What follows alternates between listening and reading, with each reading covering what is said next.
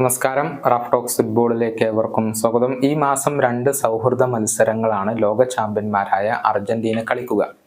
ആദ്യം African വമ്പന്മാരായ Nigeria, Ivory Coast എന്നിവർക്കെതിരെയായിരുന്നു മത്സരം തീരുമാനിച്ചിരുന്നത്.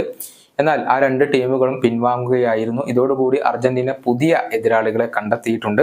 അതായത് എൽ സാൽവദോർ, കോസ്റ്റാറിക്ക എന്നിവർക്കെതിരെയാണ് അർജന്റീന കളിക്കാൻ തീരുമാനിച്ചിട്ടുള്ളത്. മാർച്ച് 22, 26 എന്നീ തീയതികളിലായിക്കൊണ്ടാണ് ഈ സൗഹൃദ മത്സരങ്ങൾ നടക്കുക.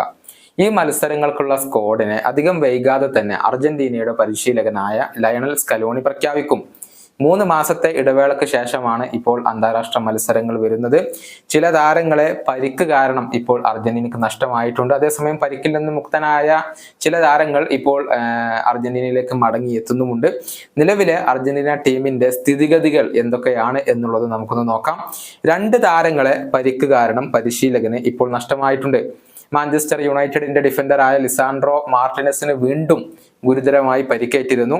അദ്ദേഹത്തിന് ഈ മത്സരങ്ങൾ നഷ്ടമാകും. അതുപോലെ തന്നെ പ്രതിരോധ നിരയിലെ മറ്റൊരു താരമായ മാർക്കോസ് അക്യൂഞ്ഞക്കും ഇപ്പോൾ പരിക്കാണ്.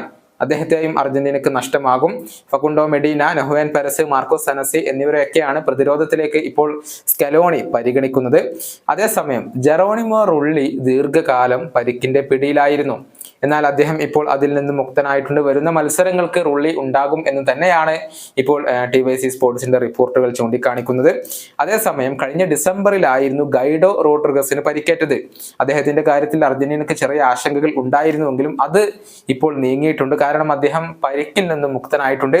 ഈ 2 താരങ്ങളും അർജന്റീന ദേശീയ ടീമിൽ ഉണ്ടാകും എന്ന് തന്നെയാണ് റിപ്പോർട്ടുകൾ. അവസാനം ബ്രസീലിനെതിരെയുള്ള മത്സരത്തിലായിരുന്നു അർജന്റീന വിജയിച്ചിരുന്നത്.